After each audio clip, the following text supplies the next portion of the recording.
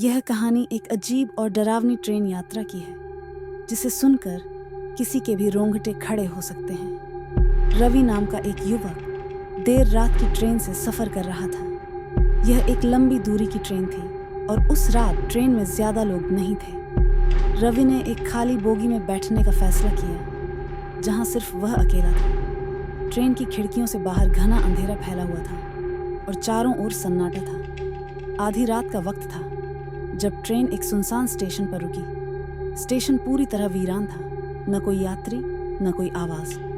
तभी रवि ने देखा कि एक अजीब सी बूढ़ी औरत उसकी बोगी में चढ़ आई।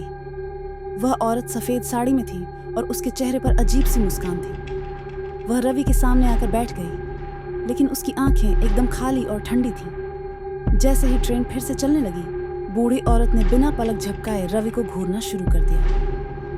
रवि ने घबराकर अपनी सीट बदलने की कोशिश की, लेकिन जैसे ही उसने सीट बदली, वह औरत उसके पीछे पीछे आई।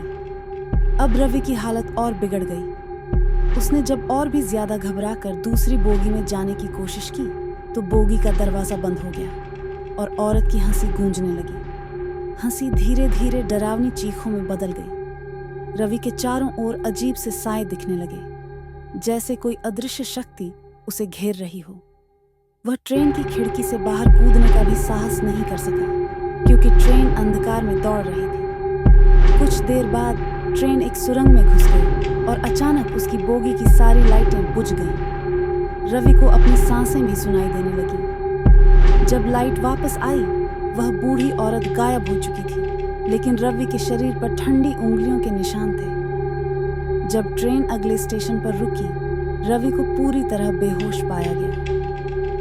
आज भी वह ट्रेन और वह बोगी डर के साए में मानी जाती है, और कहते हैं कि जो उस बोगी में चढ़ता है, उसे कभी भी चैन से सोने नहीं दिया जाता।